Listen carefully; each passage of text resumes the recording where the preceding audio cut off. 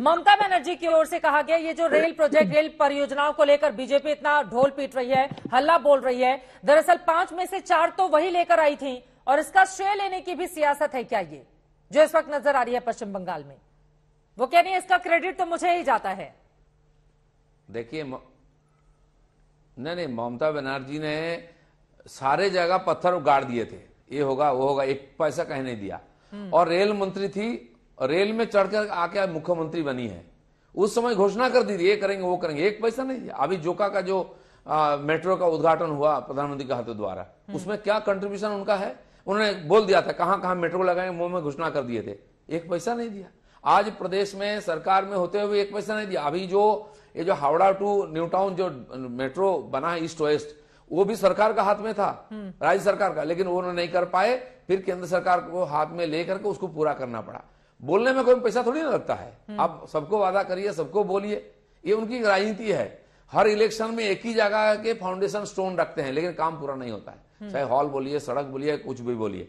तो ये राजनीति पॉपुलर पॉलिटिक्स ये लोग करते रहते हैं, करने दीजिए। लेकिन नरेंद्र मोदी जी ने सबका साथ सबका विकास की राजनीति बोली और स्लोगन भी लगाया, वो देखने को पता चलता है। बंगाल में हमारी सरकार नहीं है, आज 7,500 करोड़ का प्रोजेक्ट का उद्घाटन हो गया। पिछले महीना आए थे 50,000 करोड़ का हाईवे का प्रोजेक्ट माननीय गडकरी जी उद्घाटन करके गए, जो बंगाल में ही है। हमें क्या जरूरत थी, लेकिन बंगाल के लोगों को भी विकास का लाभ मिलना चाहिए, तभी सबका साथ सबका विकास होगा।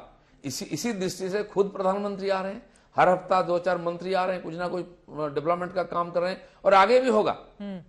अब जो अनाज मिलता है गरीब कल्याण योजना का, उसमें सबसे ज्यादा लाभ 8 करोड़ लोग बंगाल के, जिनको फ्री में अनाज मिलता है राशन का, क्यों दे रहे हैं? हमें बंगाल को अलग नहीं देखना है। आप सोचे, ये लोग बंगाल को अलग मानते हैं, जय बांग्ला बोलते हैं, देश का कोई भी बात हो उसका विरोध करते हैं, इसी में उनका राजनीति पनपता है। लेकिन भारतीय जनता पार्टी एक भारत श्रेष्ठ भारत मानता है, इसलिए जो भी काम करता है पूरा देश के हर व्यक्ति का लाभ हो। यहाँ नारेगा में सबसे ज्यादा पैसा आता है, खर्चा भी होता है लेकिन काम नहीं होता है, सबसे ज्यादा घोटाला उसमें है। आवास योजना में गांव गांव में जाइए, कहीं घर नहीं दिखेगा, पैसा आ गया खा गए, उसका इंक्वायरी चल रही है, सबसे बड़ा इशू है वो घोटाले का। भी शिक्षा विभाग में घोटाला है, ऐसा कोई विभाग नहीं है जहां पैसा, सरकारी पैसा लूट नहीं होता है। ममता बनर्जी की ओर से आरोप लगाया जाता है कि भेदभाव करती है राज्य सरकार से केंद्र की सरकार। जरा एक बार उनका बयान सुन लेते हैं, उसके बाद मैं लौटूंगी, चूंकि 2024 भी पश्चिम बंगाल बीजेपी के लिए अहम रहने वाला है, उसको लेकर मेरे कुछ सवाल होंगे, लेकिन उसके पहले ममता बनर्जी का बयान सुन लेते हैं। किस तरह से आज जो योजनाएं वहां पर पहुंची हुई हैं, उसका क्रेडिट लेने की भी एक अलग तरह की सियासत ने वहां पर जन्म ले लिया है। सुनिए पश्चिम बंगाल के सीएम को। Out of 4-5 projects, sir, 4 projects in my time, but now you are inaugurating, I am very happy. And at least it is completed. One new train you have given Vande Bharat today, it is very good. I thank you so much for this. वो शुक्रिया भी अदा करती हैं, इसके साथ ही उसका credit भी लेती हैं। लेकिन अब थोड़ा सा आगे विस्तार देते हुए देखिए, 2 बड़े आरोप जो ममता बनर्जी की ओर से लगाए जाते हैं। पहला यह कि राज्य सरकार के साथ केंद्र सरकार भेदभाव करती है, पैसे नहीं देती है।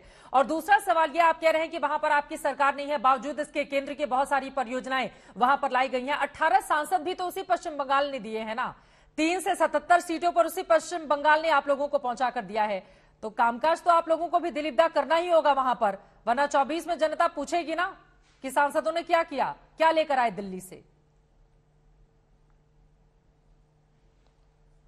नहीं करने का कोई मतलब ही नहीं है। मैं तो वही कह रहा हूं, यहां सरकार नहीं होते हुए भी, इसके पहले भी हमारा सांसद नहीं थे, हमारा एमएलए नहीं थे। अभी 3.5 साल से हम लोग जितना शुरू किया है उस समय भी किया है। आज जितना बड़ा प्रोजेक्ट देख लीजिए, सब जितनी बड़ी हाईवे है सब केंद्र सरकार को दिया हुआ।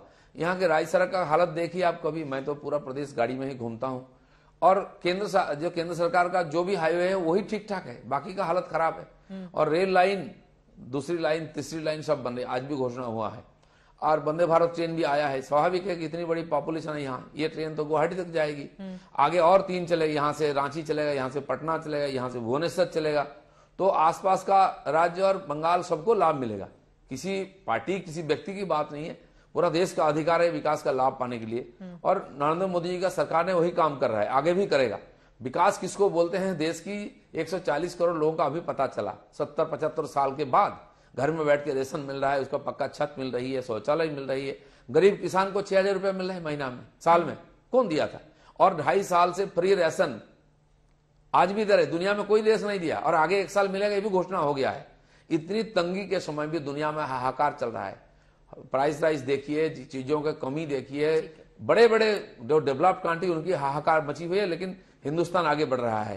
ये जो हाईवे में रनवे बन रहा है, हमारे मेरे क्षेत्र में मेदिनीपुर में भी बन रहा है, जो फ्लाइट उतरने वाली ऐसी जी। और एक से एक जो डेवलपमेंट का काम मैंने 50,000 करोड़ का दिया हाईवे के लिए बंगाल केंद्रिक, तो सरकार ही दे रही, नहीं देने का बात नहीं है, लेकिन उसमें भेदभाव बीजेपी नहीं करता है, नहीं करेगा। बंगाल के लोगों के साथ हम हैं, आगे भी रहेंगे। ठीक है, मोहम्मद अली शाह भी हमारे साथ जुड़े हुए हैं, आप लेफ्ट के सपोर्टर भी हैं, पॉलिटिकल एनालिस्ट भी हैं। शाह साहब, सीधा सा सवाल है, इस तरह के सरकारी कार्यक्रमों में धार्मिक नारे लगना, जैसा कि दिलीप घोष को आप सुन रहे थे, उनका साफ कहना है कि प्रधानमंत्री को देखकर कार्यकर्ता उत्साह से भर जाते हैं और नारे लगाने लगते हैं। दिक्कत होनी चाहिए थी या नहीं होनी चाहिए थी ममता बनर्जी को? चित्रा जी, शुक्रिया। आप मेरे पास बहुत देर से आई, लेकिन मैं कहूंगा कि आप दुरुस्त आए। ठीक है, देखिए, मैं सबसे पहले आपके चैनल के माध्यम से हमारे प्रधानमंत्री साहब को मैं कंडोलेंस पे करता हूं, और बहुत दुख की बात है कि किसी के भी पेरेंट को खोल देना बहुत दुख की बात है, वाकई में सबको दुख है इसके बारे में।